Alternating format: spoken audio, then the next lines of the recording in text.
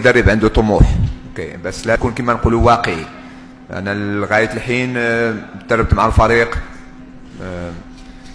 اسبوع 8 ايام، فتحاول ما امكن انه تعمل الاوتوماتيزمات ديالك، طريقه التفكير. هذا بيتطلب وقت، حنا عارفين هذا الشيء بيتطلب وقت.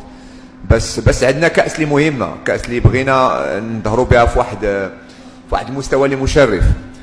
فتنحاول ما امكن في الظروف اللي مرينا فيها لغايه الحين وفي الجو انه نحاولوا ما امكن نقدموا واحد المستوى اللي هو كبير. تكلمتي على الاوتوماتيزمات بتطلب وقت، ولكن تبتدي من الاساس، وتنتمنى انه ان شاء الله في المباريات نكبروا في البطوله. احنا ماشي 100% في الاوتوماتيزم، هذا عادي، بس كما نقول لك هذا مش عذر. وانا كما قلت لك كمدرب طموح مع الفريق ديالي غادي نحاولوا ما امكن انه هاد الاعذار نعملوهم بجنب ونحاولوا نقدموا لغايه الحين.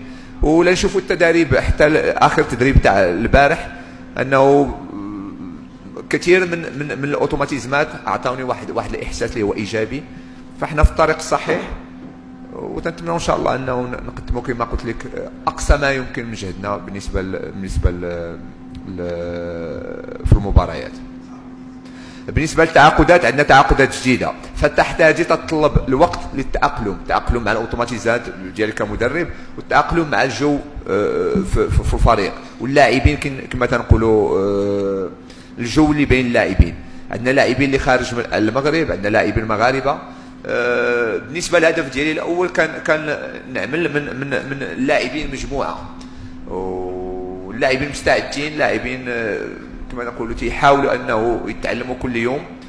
فهذا الشيء تيعطيني الطاقه باش نقدر نقدم اكثر، لانه دائما المقياس، بالنسبه بتكلم على نفسي كمدرب، المقياس انك تعطي معلومات للفريق ديالك.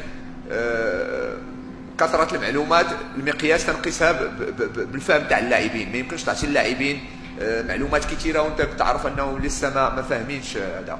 بالنسبه للاعبين ديالنا حتى الان انهم مستعدين، حتى المقياس انه كاين واحد تاقلم سريع.